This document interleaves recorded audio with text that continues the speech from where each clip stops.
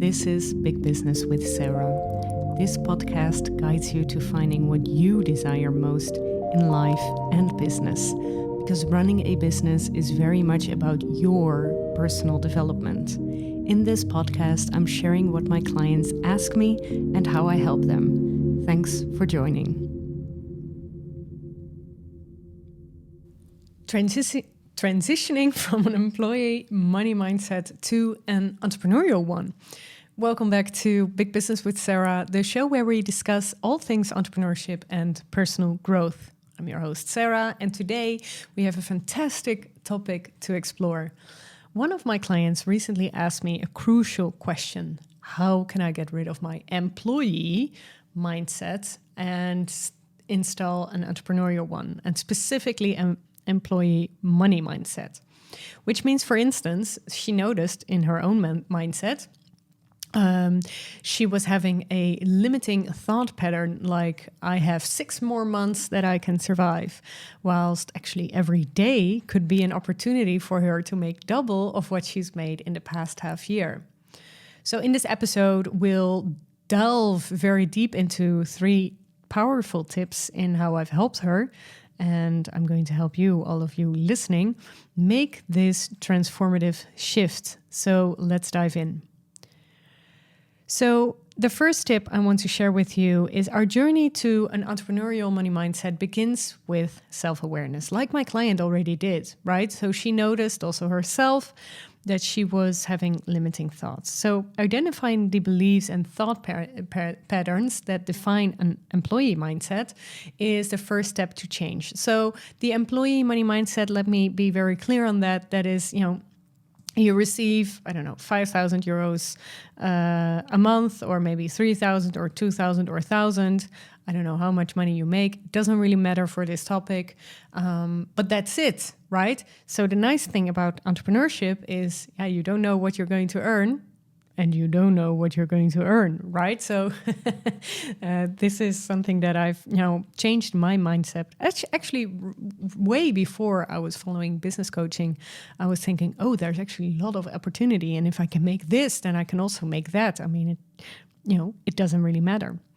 So, the employee money mindset explained. So, you might have, in the thought patterns, you might include a fear of taking risks, reliance on a fixed salary, like I spoke about before, or a focus on job security rather than opportunity. So when I was an interim manager, I would have big assignments and I would know that the money would come in for the upcoming, I don't know how many months. Because we spoke about that. And that was the deal. I was kind of more like an employee than I was really an entrepreneur.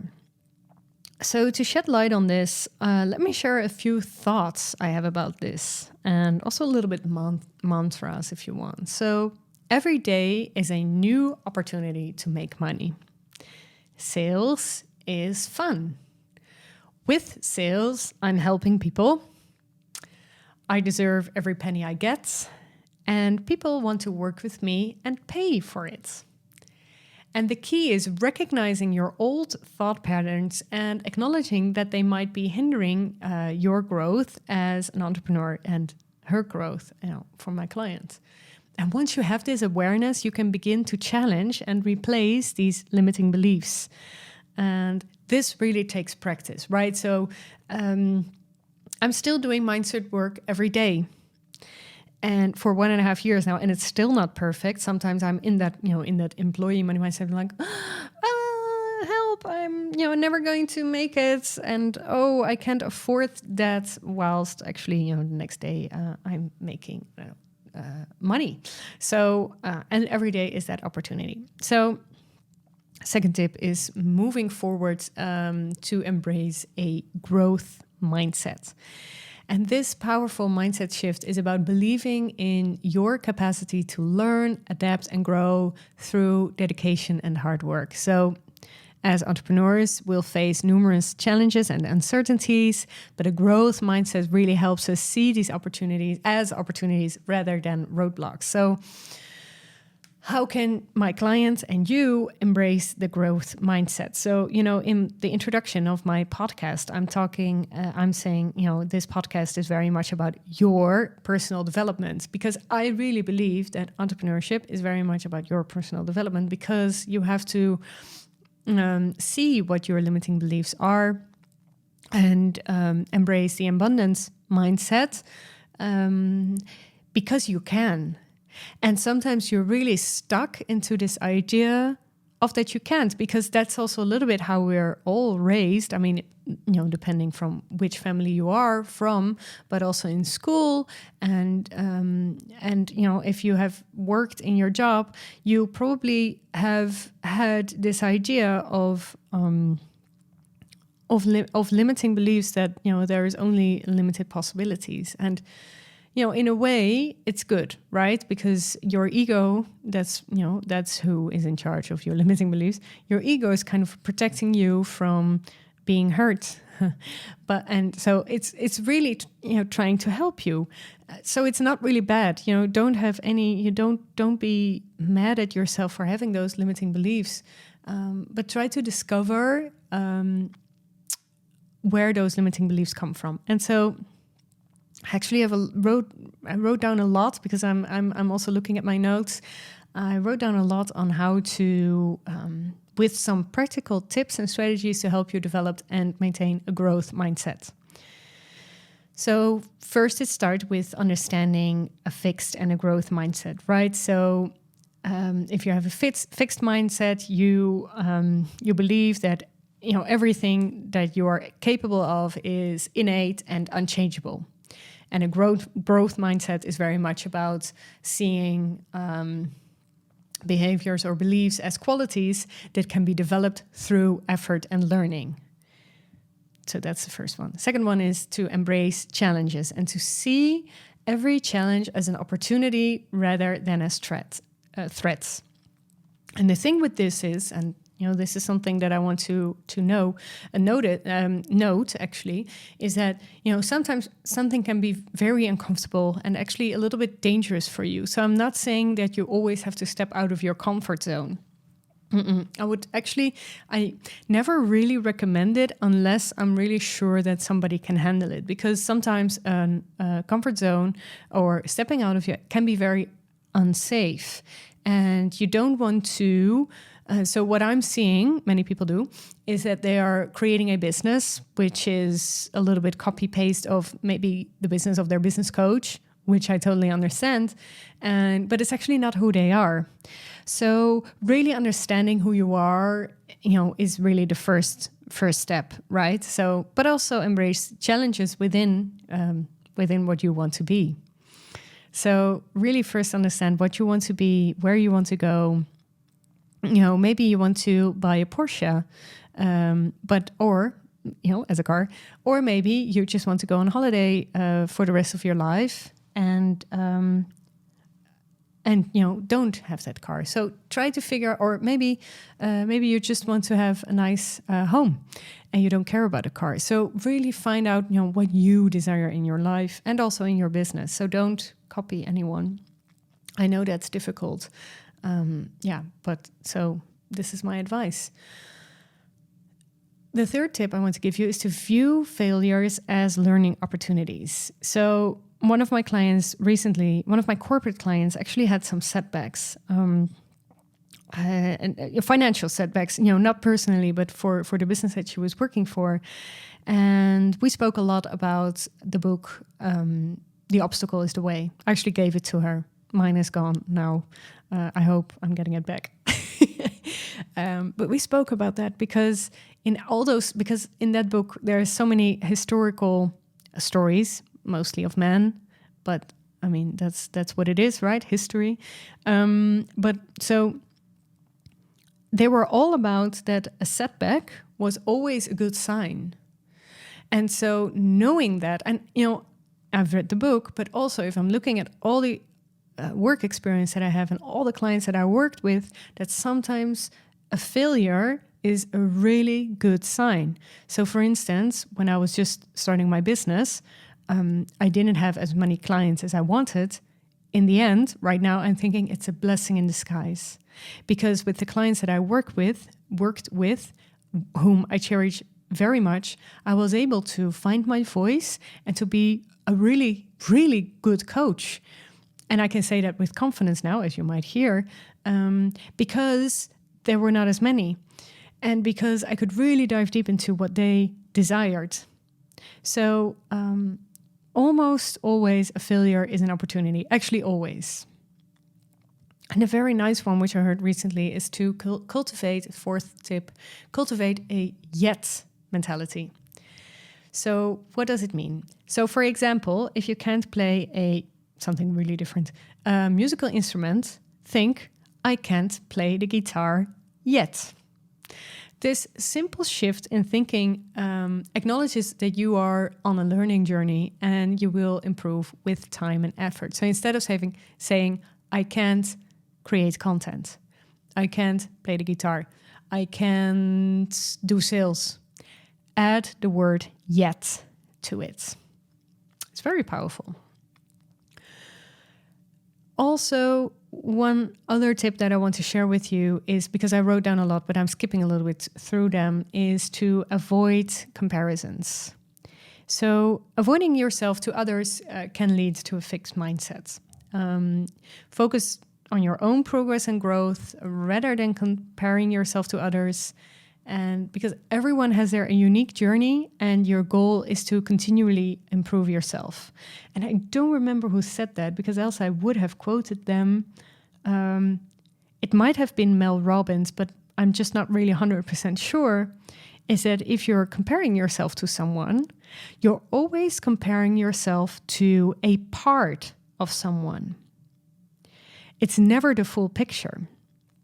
So if you're looking at, for instance, someone who has a very thriving business, but for instance is always crying on Instagram stories because they were hurt in their relationship, I would still kind of focus on that thriving business whilst, she was crying on stories about her relationship the whole time. But I didn't really pay too much attention to that. But actually, by not seeing that, the full picture, and she was actually showing the full picture on Instagram stories, having people, really having trouble with their team or whatever, it's, I think, from that perspective, just seeing, because you're seeing just one part of it and that you're comparing yourself to one part of another person, that's not what it's about. It's, and knowing that really has really helped my mindset on this. So I want to, pass it on to you. Another one, which is a little bit aligned with what I said previously, is to learn from other success. So I know this for a fact. Gabby Bernstein names this driftwood. So for instance, if you're seeing someone who is successful, you can see this as driftwood, which means it's a sign that it's possible. So if you're seeing someone who has achieved your goals, actually, don't be jealous. Don't think about, now I can't do that anymore. I used to think that all the time. And it's so hurting. And I really wish, but it's, it wasn't the time. I really wish that I knew this before, that there is no competition. And, or there is actually, but it's okay to be in competition. So for instance, if somebody's, doing exactly the same thing as I am, it's still me. I'm still unique. That's what I'm, teaching my clients the whole time. Just, get in there, do it, do it the same, but your way. And, so I think those are the tips that I want to share with you. And the last one is to practice positive self-talk. And to really pay attention to your inner dialogue and replace negative thoughts with positive and encouraging ones. And in the process, be kind and compassionate to yourself. So for instance, if you're having a negative thought, don't say, oh, I'm having that negative thought again, because then you're back in that roller coaster, especially during times of struggle. But I know this is difficult, and I know that I received this feedback, actually. And, don't be afraid to do it alone. For instance, for me, what really helped was to go to a therapist and a coach on this particular part of my life. And I actually, it's so interesting. I didn't really know that I had negative thoughts, but then when I was listening, when I finally started to pay attention, I noticed it. So you don't have to fix everything yourself. So those were the tips for the growth mindset. And so you can really approach entrepreneurship with a resilience and a willingness to learn from every experience. And failure can really become a stepping stone to success, and obstacles become opportunities for growth. And as Marie Forleo says, I'm really name dropping here, but I don't know why, but I didn't write this down, but you have to be willing to suck. And I completely agree. Oh my God, I sucked when I just started. Always when I'm repeating this all the time, but when I'm seeing someone listen to episode 3 or something of this podcast, I'm like, no, don't. But they do. The third tip into losing the employee mindset is to focus on value creation and embrace abundance. Unlike the employee mindset where the focus is on receiving a salary, an entrepreneur's success is linked to the value they create for others. And if you are creating value, then you will receive more money. It's not, when you're working for an employer, one of the reasons why I started, my full-time business. I always had part-time businesses, but during my working life, but when I started to be full-time, I was like, yeah, but actually I'm making a lot of money for you here. I want to try this myself. So how can you embrace this mentality? I want you to journal on what do you have to bring to the world? Why do people want to work with you? Write this down. Why are people working with you? And, don't be afraid to answer this question. And what is something that people recognize you of? What are they, why do they think, yes, this person, yes, and this person, no? And really think about that there is countless opportunities available, and success is not limited to a scarce pool. If you're thinking, ooh, my niche is very small, okay, broaden that niche, but start with the niche first. Go compete with someone else who might not be as good as you. Just do it. Focus on abundance. You will see that all the possibilities are vast, allowing you to explore new avenues and take calculated risks. And there you have it. 3 powerful tips to help yourself and what I help my client with, and transition from an employee money mindset to an entrepreneurial one. And it starts with mindset awareness, followed by embracing a growth mindset, which I shared many tips, and finally placing value creation and abundance at the forefront of your entrepreneurial journey. And the power to transform your money mindset lies within you. And now it's time for one of your questions. I received a message from someone asking me, in my content, do I need to speak to one or multiple ideal clients? And obviously, I think this is totally up to you, what you want to do. But my advice would be, in this particular client's case, is to choose. So, or to choose, make your choice based on the platform. So, for instance, if you want to be on TikTok, talk to the consumer, like business to consumer, and LinkedIn, talk to your B2B crowd. Maybe you want to talk to someone, to a certain group differently than in a podcast. So, for instance, actually, if I'm looking at it, my podcast is very much about entrepreneurship, but my newsletter is also more about general mindset and also for employees. So podcast newsletter can be different. And I think this is trial and error. And my own experience is that I am, for instance, presenting myself as a business coach, but that I'm also coaching executives who like my business kind of work approach. And they like the way I work and like my philosophy. And it's really trusting that the right people will find you. And most people are not looking at the label, but they are looking at your personality, especially when you're a coach. So trust that people want to work with you and not so much the label you carry. Now, I have a question for you. My question for you this week is, how is your current money mindset? Are you honest to yourself about this? Write this down for yourself and which money mindset you want to adopt. And remember, you always influence your mindset. Each and every day you influence your thoughts. And you can change this every day. And, the way that I'm doing that is through meditation, but there are so many different ways that you can do that. So that was my question for this week for you. And you can sign up for my free masterclass, Art Profit, where I will be sharing additional tips in how to grow your income as an artist. And it's going to be so good. I cannot wait to share. Tuesday, August 29th, 8 p.m. Amsterdam time. You can subscribe through bureausbb.com/artprofit. Thank you again for listening. If you like this, share this episode. If you know someone who might want to work on their money mindset because you believe it's going to help them. And hopefully see you again next week. Thank you for listening to Big Business with Sarah. If you've enjoyed today's episode, leave a 5-star review and hit subscribe. If you're ready for your next step in business, you can find out how to work with me in the show notes. Do not forget to submit your coaching question for one of my next episodes.